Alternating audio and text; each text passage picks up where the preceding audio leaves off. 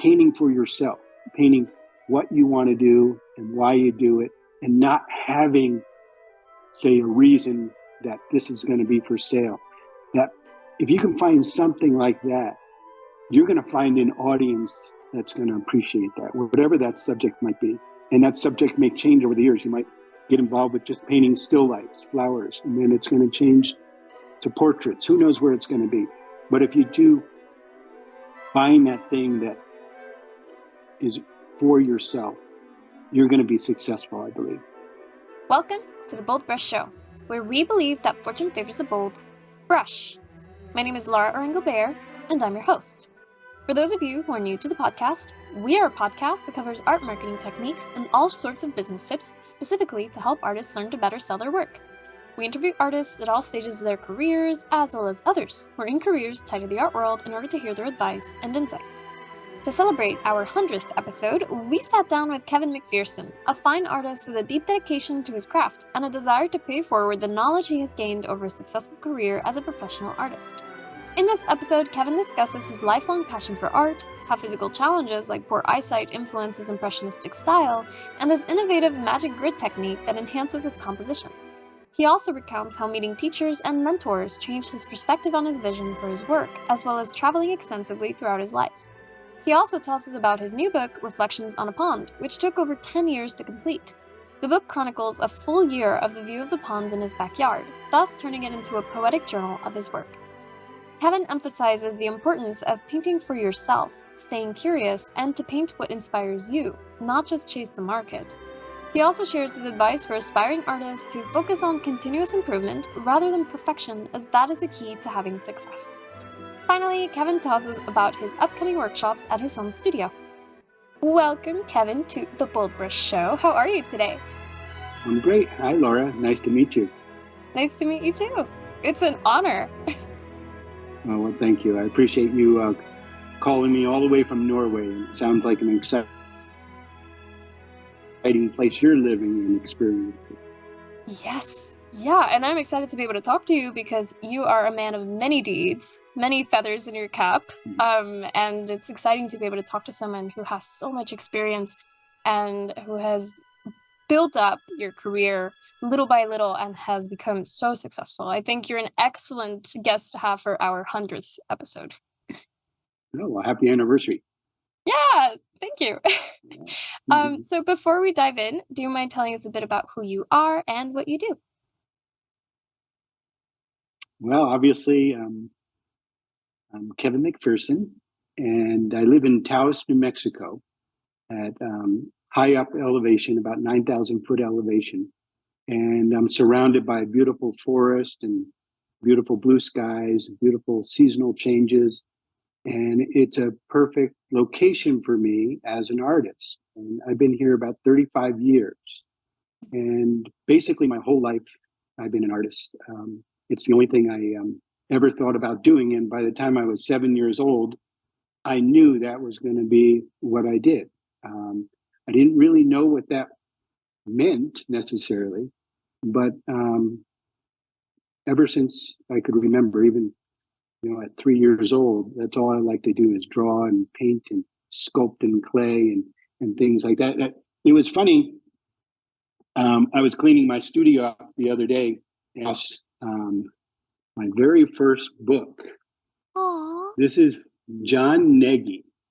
He was a he looks like a very bohemian fella, and he had a TV show in the 50s and 60s, and it was really a great educational, academic drawing class. And I remember doing all these different drawings when I was about 6 years old or so. And so that was kind of funny that I would say he's my first mentor. And it's kind of funny after 60 years remembering, doing these different drawings. So he was from back east in New Jersey. And I think a lot of artists of my age, remember seeing him on TV and stuff. So that was kind of a fun way to start. So, I definitely did know, I didn't have any real mentor. There was one lady down the street who was a very good artist, and my Aunt Eileen was a great artist, and they were two of my idols. But other than being the best artist in school, and I never really had any training. There was nobody to really give me training. And sometimes when things come natural to you, you can be lazy perhaps too, and it wasn't really until I got into university at Northern Arizona University. I had a great teacher, Chris Magadini, and we're still friends today. And he was such a great artist and such a great teacher that he really gave me the discipline and the focus to become what I am today, I believe. Beautiful. Oh, that's amazing. Yeah, Yeah. definitely an So, artist at heart. yeah. And, when I was a kid, um, my eyesight was bad, ever since I grew up, but I didn't know it really. My parents didn't take me to the eye doctor. And so, I'd be playing baseball. I couldn't see a thing, and I was one of the smallest kids in school. Also, I was the second smallest kid all the way through high school. I was in freshman year in high school, I was 80 pounds. And then, I was too small when I was a kid to play certain sports. You had to be 60 pounds to play football. I was only like 45 pounds. So a lot of those things, that are your, say, the negative aspects of your physical and personal style is, I couldn't see, but that gave me the ability to see color and the sensitivity to see color. I think much more than seeing detail. So I think, and I know that's been really a factor in the way I see and the way I paint. Like an Yeah. impressionist, not much unlike Monet. He had very, very poor eyesight, and I think that's what gave him the ability to see those beautiful fields of color. And then being small and maybe not physically real strong, that gave me maybe another focus. Do something like art instead of doing something like sports. And so a lot of my friends, we still ski a lot, and a lot of those buddies, their knees are bad because they were all active when they were young. So mine are still pretty good. So a lot of those things that we look as being negative factors in our life actually help mold us, to become the person that we become. Yes. Yeah, you definitely harnessed the powers of what others might consider weakness or might consider Yeah, a defect, which is really exactly. awesome. Yeah, so Yeah. I have a lot of defects that are helping my painting, I think. Yeah, it's about how you use those things, There Yeah. I really like the point you made about, not being able to see well, but you were able to perceive color. Do you find that sometimes when you're going to paint, you take off your glasses? Oh, all the time. And, a lot of people have gotten a LASIK surgery, over the years. And, I deliberately never chose to do something like that because I use it as a real benefit to the way I see. So when I'm painting on location, actually, the more difficult the painting subject, the more complex, I like to take my glasses off and paint very blindly. And, I actually don't know what I'm painting subject wise, but I'm responding to those pieces of color. And sometimes then I put my glasses on when I'm totally done and I add nothing to it, or maybe I can focus on something a little bit more. And so I highly recommend that to my students, and it works very well for them because it's so easy to see detail too soon. And one of the things I teach my students is we're not painting things. And what messes up most people when we're learning how to paint is we're painting um, faces, hair, clouds, trees, grasses. And that gets in the way because we have preconceived notions of what those things are. And I try to teach them, and the way I paint myself, I try to think more abstractly and never think about the thing that I'm painting. Fascinating. Yeah, that makes perfect sense. And that actually reminds me of, I believe you have a magic sort of like structure that you overlay on your work, correct? Actually, recently, I'd say in the last 15 years, I Mm. actually started working with what I call the magic grid. And here's two videos that we just put out not long ago that are very successful, and I think really well done. It's very articulate in explaining what I call the magic grid. So it's basically a substructure underneath my painting. So before I go on a painting exhibition, I will actually draw these lines on the canvas, not knowing what my subject is going to be. And then when I get to the place that I'm going to paint, I take them out and I try to fit my subject into this structure. So it becomes really exciting for me. It kind of reinvigorated my whole painting methods in the last 10 years and makes me excited because it's making me see composition in a whole new, innovative ways. And many people, the first time I present it to them, they think it's a very mathematical thing. It's basically based on dynamic symmetry. And Michael Jacobs and Hambridge presented this in books in the last century, but they're very difficult to understand. And so if you have insomnia, they're great to pull out. And, by the time you get to page 3, you're going to be sleeping. But the way I present it is very simple, and it's not mathematical, and it's very liberating, actually, when you start using it. And I never start a painting now without it, and many of my students that are really grasping it, they won't start a painting without it either. And it goes way beyond just the structure, say the compositional structure that helps us understand that. It helps with brushwork and drawing and color and gradations and all aspects of painting. I think it's basically one of the best teaching methods out there today. And so I'm really excited that has been a new focus of my teaching method and my painting method too. I just went to Vienna the other day. I don't know if you can see this painting, and I will send a lot of paintings to you that you can put it into this video so you can see them more closely.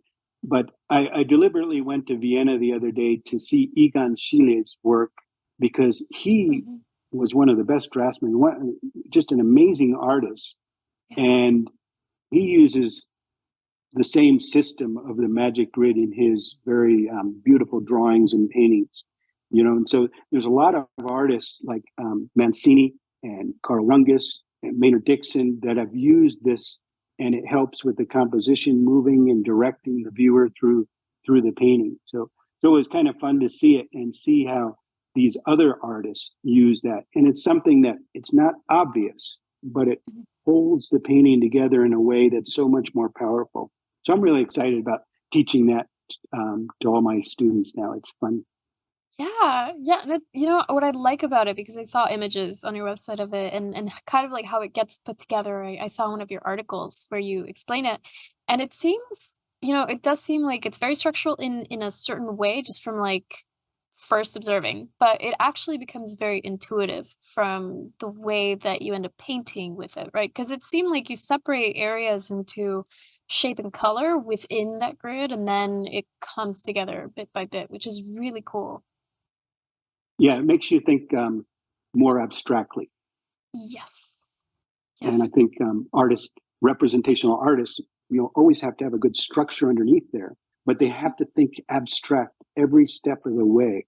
And once you start thinking things again, like I mentioned earlier, it destroys where we're headed in our painting. And it is very liberating, and it becomes very intuitive, and it really teaches you how to see those aspects as I talked about. Makes And the perfect color, sense. that my students are getting is just amazing. And I could transform someone. I tease that it's actually illegal now in 17 states because the universities don't want this method out there because they want you to be paying hundreds of thousands of dollars for 4 years of university study, and they barely teach you along the way. Where I can change your life in a week with this method. It's just amazing. It's so fun to see how quickly someone who's never painted before in their life, how quickly they can grab onto to how to see as an artist.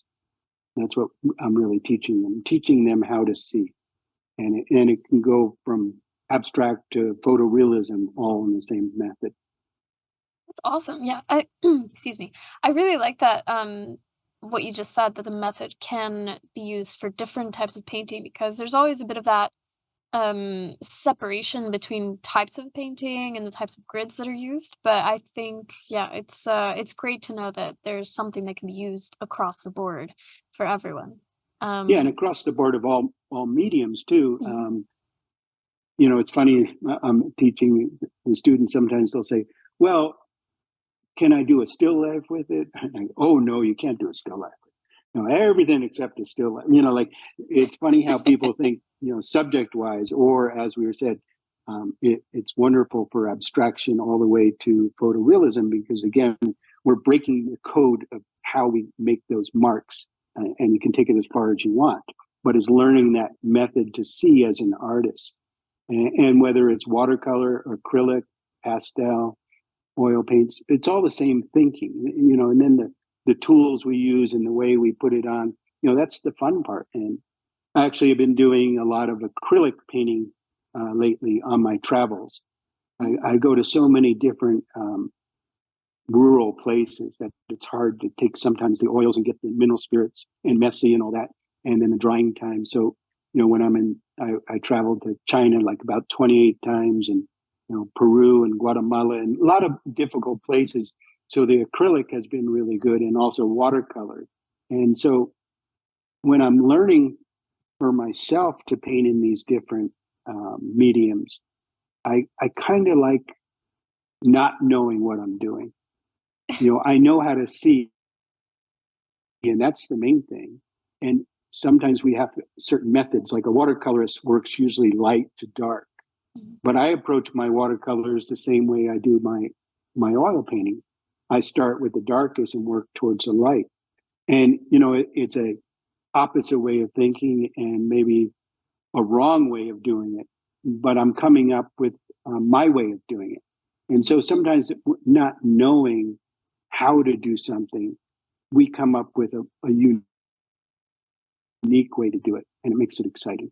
And that said, sometimes that's stupid too. Why not study with someone who really knows what they're doing and get on the right path quickly? So there's two ways of thinking. But when you've been doing something for 50 plus years, um, we have to find new ways to always keep inspired. Mhm. It's important as an artist that we have to remain curious, and always every day find a way that awakens our senses. And it's amazing for me, like just opening my eyes and seeing the light coming to a room, and seeing the color combinations of that morning light hitting some of the things in your bedroom, and the color combinations of warm and cools or whatever it might be. That inspires me, as soon as I get up. And I've lived up here in my neighborhood for 35 years, and I probably take 100 photos every day as I take my walk. It just is beautiful every day. Mhm. So we have to remain excited in finding ways that we can um, keep active, like by changing our mediums, perhaps changing our subject. And for me, travel has been a major factor. Although I painted my little pond out in front of my house maybe 500 times and still get inspired every time I look at it, I also travel maybe 6 months or 8 months out of the year to various locations painting. And the new subject always gets me excited. And you're here just one time. This is one unique experience, and tomorrow you're going to be in another place. So that feeling of being on vacation, some people only get 2 weeks of vacation a whole year. But as an artist, that vacation kind of mode of saying, okay, I'm in this spot, I got to take advantage of it. And I think that's really healthy for me. Some people wouldn't want to travel that much. Yeah, I mean, yeah, travel can be really intense for a lot of people, but Yeah. it's commendable that you do it, and then also you remain so inspired by it, because I find it fascinating that you seem to always be on the lookout, right? Like how you said, you always remain curious. You're always looking for that beauty in the everyday that I think is especially perfect for someone who paints plein air, um, because plein air is very much in the moment, and you're so limited in the moment Yeah. too that it's. Oof, I can see why you ended up, going into plein air. Yeah, it's dangerous at times, like when I'm skiing or driving or doing other things, because I get distracted visually very easy. So, when I'm skiing and down double black diamonds and stuff, which is, Mhm. you got to pay attention, and then I'll start seeing, oh, beautiful color combination here. Or look at those trees. That's not a good thing to be thinking. Or when I'm driving, I get very distracted. So, Yeah, I'm not a definitely good not. driver. Yeah. Oh But man, it's so, so funny. whatever it takes, as an artist, to stay inspired, whether it's taking classes or, reading some new books on painting different methods, something to try. And don't be afraid to fail, just try different things. And when you do study with other artists, try that method. You went to that person for a reason, their style or their method or whatever it might be. So, give yourself that week to just explore everything that person is telling you. And then afterwards, you can pick and choose a little bit of what you liked, or maybe you didn't like anything about it, but at least be open to those new things. And sometimes once in a while, I'll get a student, they come and take a workshop, and they just do their own thing. And, maybe they're just finding an opportunity to get away from something. But yeah. Yeah, yeah, that makes perfect sense. I think oftentimes we get a little bit too attached or controlled, to our way of doing things. And I think it's a great point to make to break out of that and attempt something new because you never know if it might actually improve your work, right? It's very easy to get into a sort of like a formula of how you do a thing and then just repeat it over and over. And that's fine because I mean it gives you a predictable result, right? And I think we're all very comfortable with predictability. But then, yeah, it's a good point. It's a good point. Jumping out, trying something new, trying a new medium, doing things backwards. Those are all really excellent, excellent exercises. Exactly. When I went to China, one of the first times I went by myself. I went a couple times prior as a guest to some museums, and then I decided to come back and just. I went to Shanghai um, for a month. I didn't know a person. I didn't know a word of Chinese, and prior to that, I didn't paint portraits. So I went there, and so I started painting portraits, and it opened up a whole new world to me. And it also, learning the language there, and then um, working with the children. I would volunteer. I got involved in that, and I teach over there, and I have a publisher over there. I've done some books over there. So all these things just built up to a whole new kind of lifestyle and a whole new place of wonder. It's so different, and every place I went to China, I've been to so many places in China, and some of the most interesting rural different places with the minorities of different people there, and it opened so many doors to me. And so that part of thing of taking something and doing something totally different, like portraits, it just a whole new world happened. And then it was an interaction. I love painting portraits from life and getting to meet and talk to the people and get a real connection with that. And so that's been something that, 20 years ago, I didn't have on my radar. And, so that whole little shift happened. And so keeping open to trying different things, different subjects will keep you inspired. But you mentioned earlier, when you do something different like that, it's interesting. I was very successful with my galleries, having one man shows every year at a couple of galleries and selling out all the time, the landscapes. And when I started doing the portraits, the gallery wasn't interested in that subject. And so that's something easily you could say, oh, they're not interested. I'm not going to do it. Or the gallery, you have a successful painting and you repeat yourself over and over again. You might make a great living. And as an artist, we all know it's a struggle to make a living. And so that's okay if that's the necessity you want to do. But I think you're going to lose your enthusiasm when you know what the result is going to be every time. If you're using the same methods, the same formula, the same format of composition or color choices, you'll get success. But will it fulfill you inside, keep you inspired? That's a different thing. So some of the subjects I've done, and for instance, I've been to China over 25 times at a month or 2 months at a time, exploring different things that took me away from, say, my successful gallery shows. And so I lost momentum in a lot of ways, but I created an interesting lifestyle at the same point. And isn't that what we're trying to do as an artist? Survive as an artist and keep an interesting life. So all the travels, maybe if I just stayed in my studio, I could be much more successful financially, selling in a different way. But I've created a pretty exciting life by traveling over 45 different countries and sharing my art methods and painting in all those different places. So I think we all have to make our own choices, of what keeps us alive as an artist. I completely agree, and I find that that's probably the most common issue most artists would face. When they're starting their career, when they're trying to pursue a career as an artist, is how much do you bend towards the direction of a gallery if you do work with a gallery, or your collectors, whoever purchases your work, versus how much do you bend towards yourself, right, and your own views and vision and perspective. So it's a bit of a balancing act, I would say, for most artists. And actually, I wanted to ask you It because I'm definitely so is. You could curious. be easily swayed. Oh yeah, yeah, especially when it's money and you got to eat, and you can't really eat paint. Yeah, and one thing, Wanda and I never had children, so that makes a big difference. When you have the pressure of having a family, you have to make some choices that are different. Obviously, you can't travel, like the way we would do. Yeah. She would often come with me most of those places.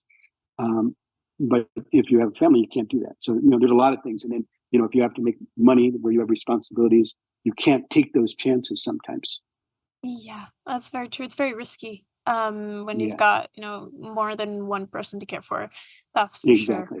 Yeah. Yes, which is why actually I wanted to ask you because you started out as an illustrator. How hmm was that for you? And then when did you change over into fine art? Um, I went to school in Flagstaff, Arizona, as I said, Northern Arizona University, and as I said earlier, I didn't ever really have any guidance.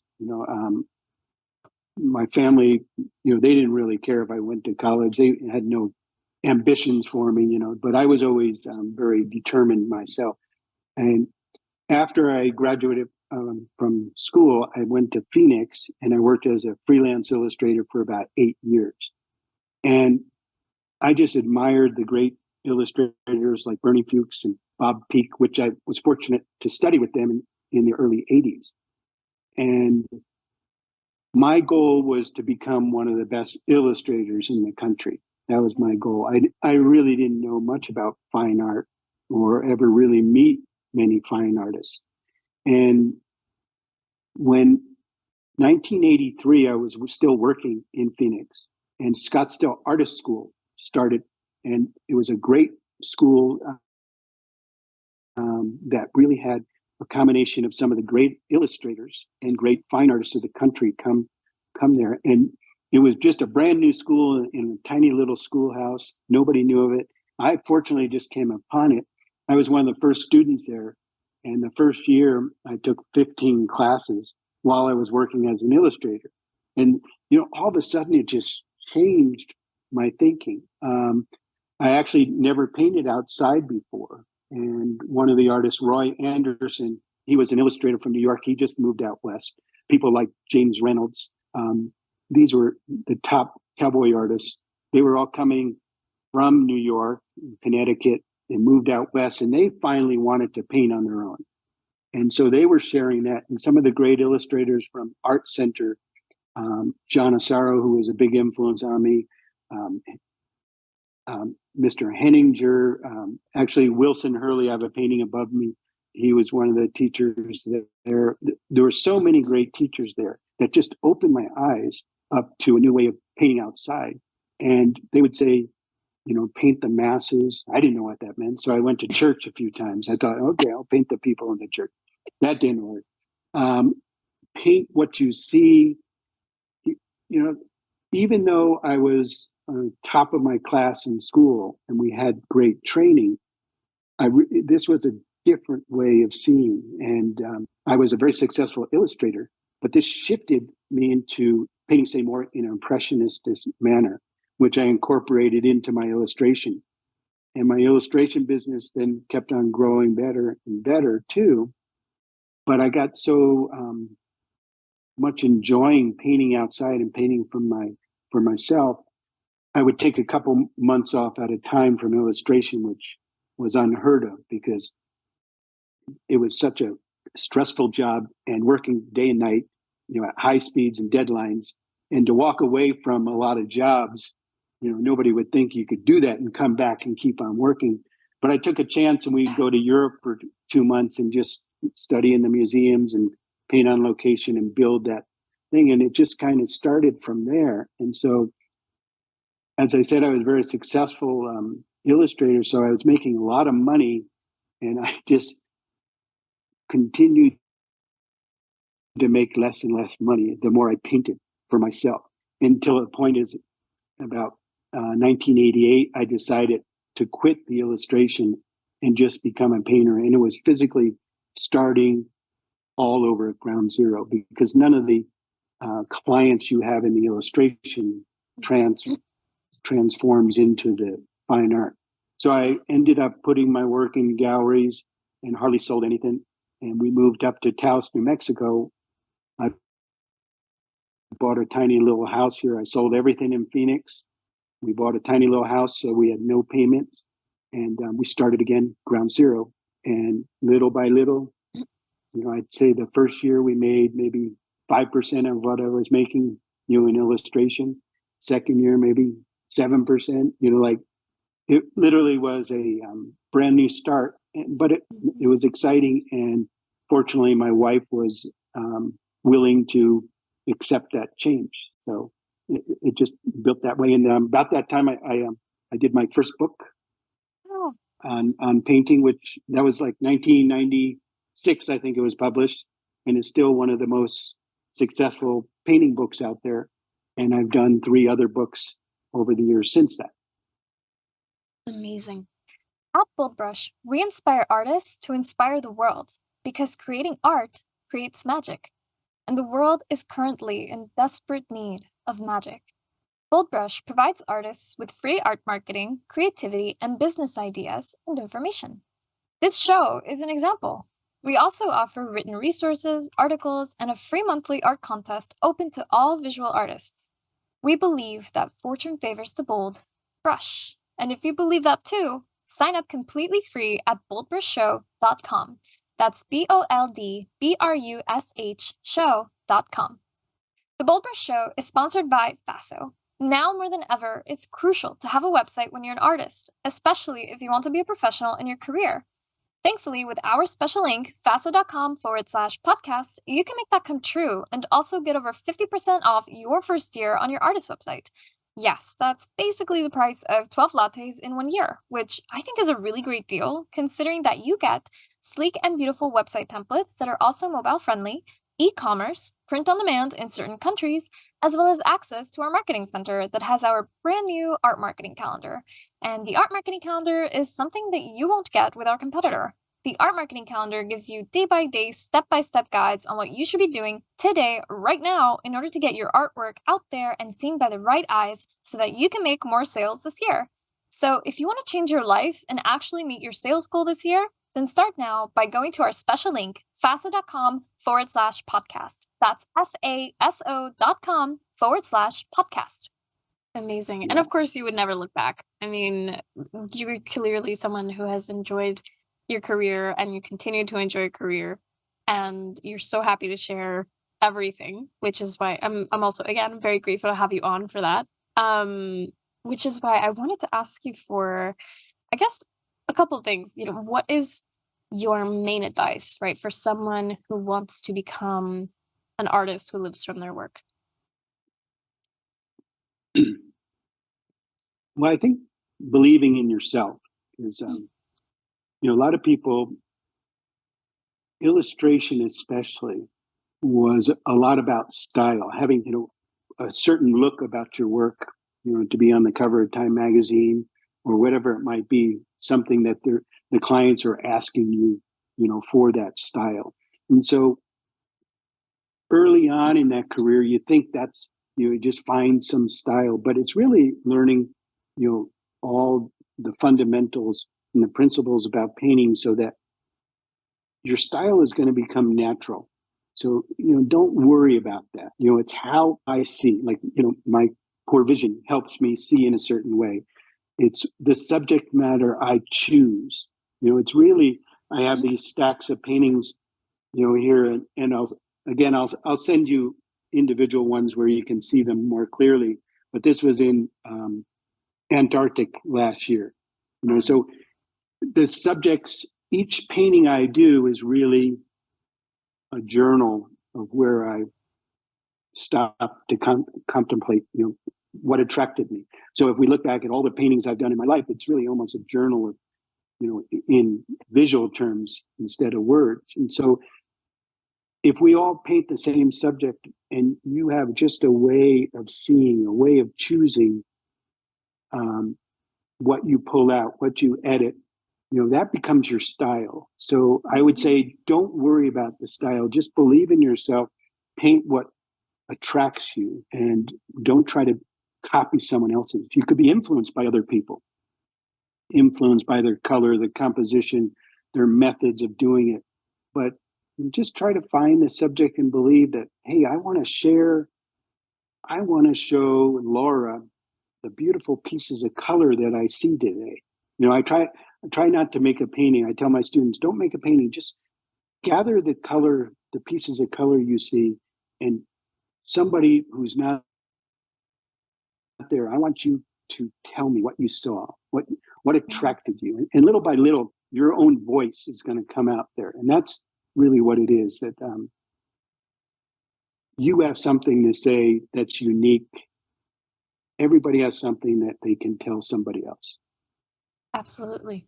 Yes, I completely agree. Which leads seamlessly into my next question, which is you mentioned you painted your pond for, I believe it was 300, and it was a little more than a year. It was like 382 days. 368 times. Oh, Yeah. 68. There you Yeah. go. So this is my book, Reflections on a Pond. Hmm. And all the paintings are documented in the book. The pond is right outside my house here, and if I have an opportunity to do a quick little video of my surroundings, I'll send that to you that you can put into this. It started out, one of the reasons I loved this little area was this little pond. I started painting it, and then when I moved to this house 35 years ago, in 1996, is that 35 years ago, more or less, 30 or something? I started painting the pond from my window, and I did a couple. I thought, oh, it'll be fun to do a dozen. And all of a sudden, I said, I got to do one of every day of the year. And because of my travel schedule, it actually took me 5 years to get one for every day of the year, because I'd be traveling so much. So I never home in October, for instance. So, I finally said, I got to stay home in October so I can get those dates. And the reason there's 368 of them, I did one for the last day of the century, one for the first day of the century. So there's a couple overlaps, and along with leap year too and stuff. But it taught me, there are only, actually, this is one that's behind me. This is the little box that I painted them all in. And that's one of the paintings. They're all 6-inch by 8-inch paintings. They're all basically the same composition. They're all painted with just red, yellow, blue, and white, just 3 colors in white. So I did a lot of things consistent, constant. So relatively the same composition, all the same palette. And it really showed how the difference in atmosphere, in light, and color of the same subject, and not painting the subject, but painting the air between me and the subject. That's really what the whole collection is about. And so I had done that, and it taught me more about painting, I think, than anything else, because every day I'm not using the same formula Mhm. of just copying. I'm looking for those atmospheric and lighting changes and the compositional changes that happen naturally and the seasonal changes. It was a great subject that very few, I think, have explored to that extent. And so that after I did that, it took 5 years and compiling all my journal notes and creating a book about it. That took almost another 5 years. So that was a 10-year project. And then since then, it traveled around the United States, various museums and venues, art centers. And then it just recently came back from China. It traveled in China for 5 years. So Wow. actually, it was really interesting in China. It was in a lot of museums and different places in China. And I think it Amazing. was a really eye opener for them too, because it's a different way of seeing for them also. So Yes. I would say that's my one of my biggest legacy collections. I've kept the collection together this whole time, and just now, this year, I'm just now making it available for sale. Mhm. Mm. Wow. Yeah, I did see Yeah, that your book is available now, and I was very curious to hear about how it all went about. And I think what I really love about the yeah. project, what makes it feel very precious, isn't just, that the images are beautiful, which they are. It's also the fact that it is almost like the journal, right? Like how you mentioned, your paintings are like a journal. It's almost like a journal of a year in one location, right? And how that location changes. And I mean, every day is technically a new day because the sun does change its position in the sky based on the season, right? So you're capturing the beauty of a place in a full year. And I think that's very unique. It's interesting too. Where I live, when I first moved up here, I think we had about 10 families that lived year round up here. It's at 8,600 elevation, 8,600 feet elevation.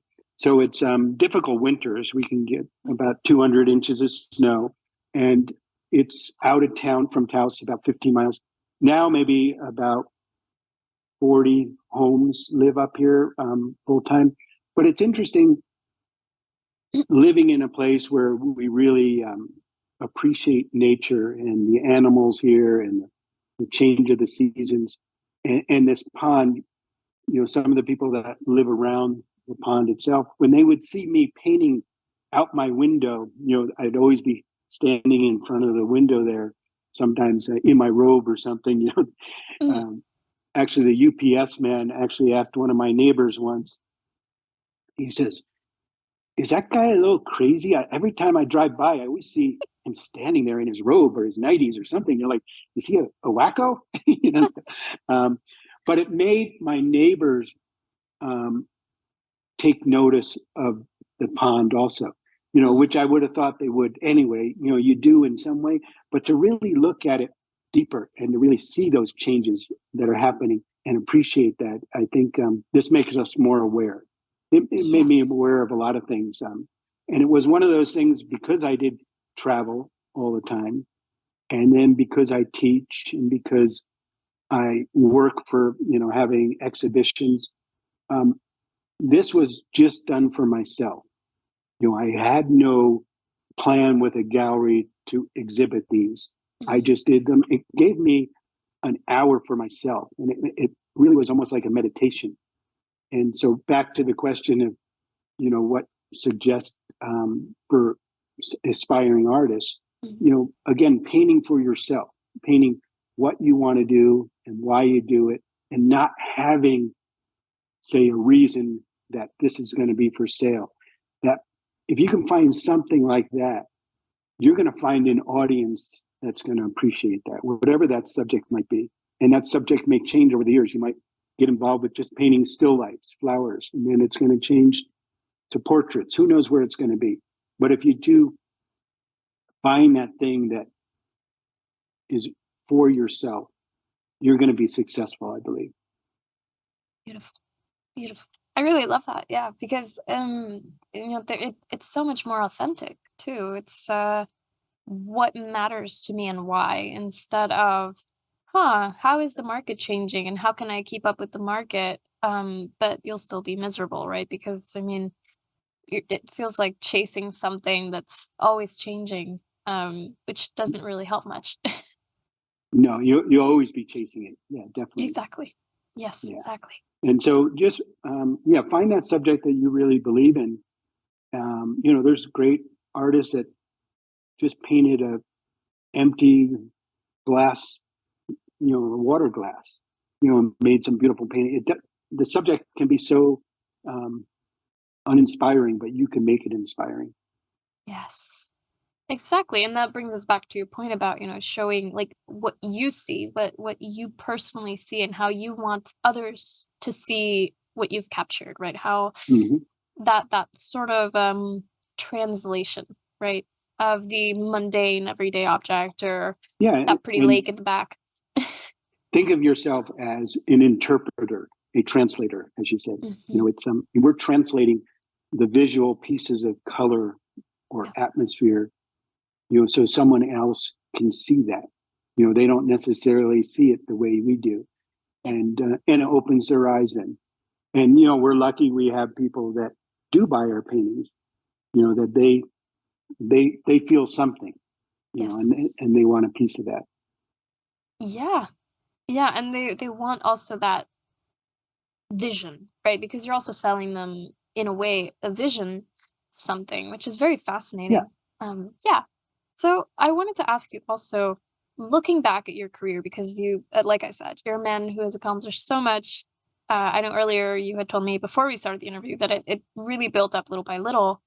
And now that you can look back at everything, what would you say is the biggest challenge that you have overcome, or what's a piece of advice you wish someone had told you when you first started painting full time? Mm. Well, um, I guess having a vision, like as I said earlier, when I wanted to be an illustrator, I wanted to be the best. And Mhm. I never had, my parents never pushed me to do anything. It was, I didn't have that thing. Sometimes when people, maybe their parents were a lawyer and they want them to be a lawyer, they, kind of fight that. They don't do what they want to do. So I had my own path. And I think Mhm. I've always made my own choices, whether they were good or bad, and not tried to necessarily follow someone else's method of success. Again, maybe that's a stupid thing because there's great people that we can learn from and skip over some things. I Some people, I remember a very fine artist when we were starting out. He really stressed he wanted to get into the Southwest Art magazine or something, and he Mhm. finally did. And he thinks, okay, now I've made it. But every time you get into a magazine, and I've been in hundreds and written my books, and they're all little stepping stones. So I Mhm. don't think there's one thing that's going to make you all of a sudden be the star. Right. And we've all, I remember like getting articles, the up and coming artists, like when we're young, and all of a sudden now 40 years are past, now we're the old guys, like that old guy, he's still alive, they say. Oh, Kevin's still alive. It seems like it goes in a blink of an eye in a way. And so again, finding your path that you enjoy the process, I think, is important to it. The Mhm. struggles, I guess I've always accepted the struggles. One of the hardest things for me that I have dealt with, I was always extremely shy. I Mhm. didn't, I couldn't go in front of people in school. I got out of even oral book reports. My teacher knew I couldn't do it without passing out, so she let me illustrate my book reports. And I think that Oh, was, her name was Mrs. Penny, so I love her to this day that she helped me, one more stepping stone of doing my art. And when I became a fine artist and was asked to teach, I literally had to go to a hypnotist for 8 weeks just to get the courage to oh, get in front of the people the first time. yeah. And I would just have sweat attacks. And to this day, when I still do keynote speaking, Mhm. for the Portrait Society or the Plein Air Convention or wherever it might be. I just was in Ireland a couple of weeks ago and did that at the Art in the Open. I still have anxiety about that. So overcoming that for me as part of my career, as getting out in front of people and sharing, teaching, which is very rewarding to me. And I really see that's one of the best things I think the art has given me the opportunity to share that knowledge through my books and my workshops. But overcoming that fear that I had my whole life is one of the biggest struggles. But it's important that I force myself to do it so I can add that much more part to my art life. Yeah.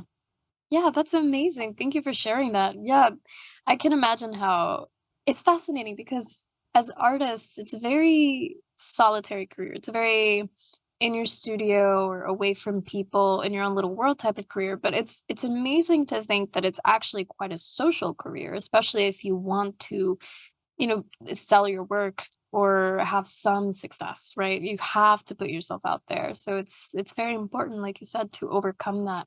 Wow, that's amazing. Yeah. Yeah. So actually, now that we're on the topic of success, right? Because obviously success has different meanings for everyone. But in terms of your career, what do you find has been the greatest key to your success? Mm. I think just continuing to do it, Mm, to continue to strive to improve, and that um, word improving, or is tricky. It's more like an evolution, I think. yeah. Um, there's things I painted 30 years ago I couldn't do today, and maybe some of those are my finest paintings. Like you never know when you're going to get that great one. So, moving forward every day and continuing, you might get that great one. I was just in Ireland, as I mentioned, and I went back to a location that um, was near one of my best paintings I ever done. Mm, It was called Celtic Brilliance, that painting. I did it. And the day before I painted that painting on location, I had 8 weeks of painting in Ireland that I was just doing some miserable stuff. At least mentally, yeah. I got really depressed. And I never got that before. I don't know why, but I had one of my worst painting days Mhm. right before my best painting day. So we never really know when that's going to happen. When all of a sudden something clicks, something works, and as I said, the evolution as I continue to do new subjects or try different things, I evolve, and so sometimes my evolution, my collectors sometimes say, "Oh, your work is changing," and I know what they mean by that. They mean I don't like it anymore. I prefer what you were doing before, Uh-huh. and so, and that happens. So again, you have to, trust yourself that you're moving in a place that might get you somewhere. So sometimes we go down a path that um, you get worse for a while right before something new happens. And so I don't know if that answered your question. Yeah, it did, and actually, and then some, because you bring up a fascinating point, which is the idea that not every painting is going to be great, and that's okay. The acceptance that part of doing what we do is also accepting that every painting is going to be different, and it's okay if some are better or worse. I think so many artists today, especially because of social media and online stuff and everything, they feel so much pressure for every painting to be perfect that I think it causes a bit of a problem uh, internally for that artist, where maybe they might feel like, oh, I'm such like I'm so fake, or I can't believe that I can make something so beautiful one moment and the next moment it's the worst thing I've ever done. You know? Yeah, judging our work, we have to, to improve. There's that judgment, but the painting is not necessarily us, right? So if we do a bad painting, we think we're a bad person, right? So Yeah. it's hard. Like that experience especially like plein air painting, there's so many other factors going into it. Are we physically good today? Like, do we sleep well? Or are you sick? Are you tired? So our physical being, it's actually a physical thing to be out there 3 hours, in the sun, focused. And then you have all the distractions of what's going around you, so mental things. And so there's physical and mental things that are happening there that come for us or against us on that painting. So, it's different sometimes when we're in a studio. We have the time to make some decisions without distractions. So there are a lot of different things that when we do a painting, we fail or we succeed for different reasons. And sometimes the painting that is a miserable experience making on the spot, making those decisions, thinking you didn't capture something, then you look back and it's one of your better paintings. And then another painting that, was so pleasurable. Well, maybe it's because I really wasn't trying too hard. I was just enjoying the day. And actually the product is not so great. So, if, I'd say maybe 50% of my paintings are keepers, and once in a while you get a really great one, and sometimes you don't get a great one for months and months. So all of a sudden something happens. And when you paint for a long time and you are, say, a good quality painter, good artist, think of it like being a golf pro. They go out for the tournaments and the best of the best are there. And sometimes they have a bad day, but their bad day is just, so much better than you would ever imagine, right? But still, it's how you physically and mentally are focused for that particular day. Yes. Yeah, that is a very excellent point. The perception of how we do doesn't always line up with the actual result, right? Yeah. Yeah. Yeah, the process and the product are two different things. Exactly. But we're, I'm lucky that because I travel, I was in Sicily for a month and Ireland for almost a month, and I get to bring my paint material, and I experience these places. I meet the people, I eat the food, I travel, I see the sights while I'm still working a little bit. So it's a nice combination that, as opposed to if you were retired and you're just seeing the sights, and you have different focus in the painter. So, we experience it on a different level, I think. And then fortunately I come back and I have a dozen or 20 paintings that hopefully I sell someday, and it refuels so I can go to another place. Yes. Yeah. Amazing. Wow. Your life sounds very dreamy. But we could all find ways to complain, right? Always. Yes. There's Yeah. I believe one of my family members who loves to say that there is no complete joy. There's always a little something that we can find that's not right, but it's still worth looking at the joy Yeah. anyway. Yes.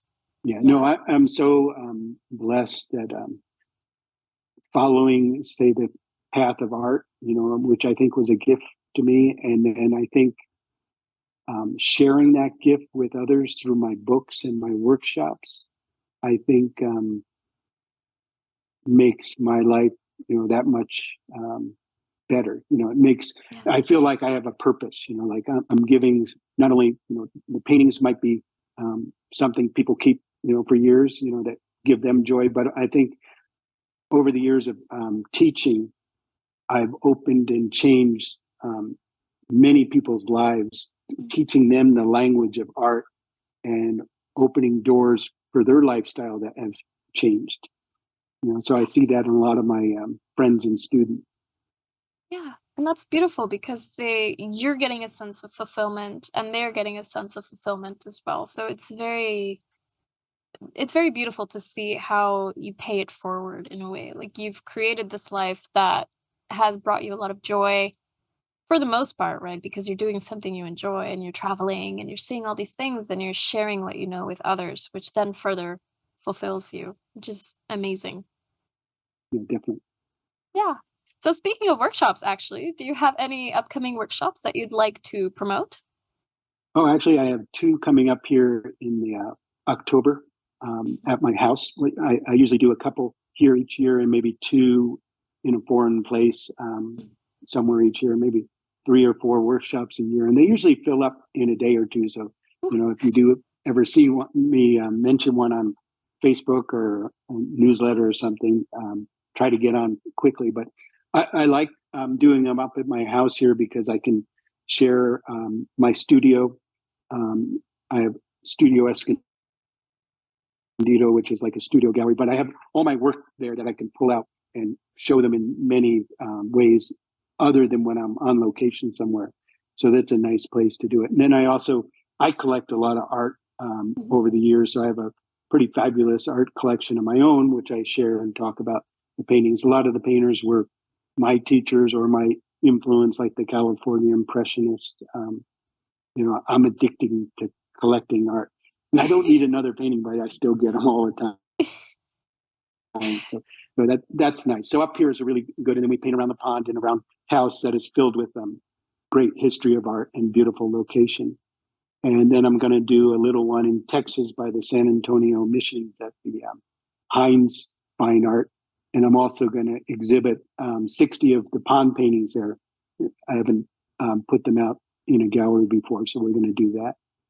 And then next year I do something at the Portrait Society in Washington, D.C. And so far I have it open, which is unusual. So it keeps me open to wherever I can go. That's wonderful. Amazing. Yeah. That's so exciting. And then where can people find more of your work? Mainly at my home and through my website or contacting me because I don't have too much work in galleries right now. It's because I do travel so much and um, I just haven't really focused too much on putting stuff in the galleries. Yeah. Yeah. Well, of course, I'll also include all of your links in the show notes as well. So your website, your social media, everything. And yeah, That'd be great. well, yes. Well, thank you so, so much, Kevin, for all of your amazing advice and for your wonderful company. I enjoyed it. I appreciate it. And you enjoy Norway and your studies too. That's exciting. Yes. Thank you.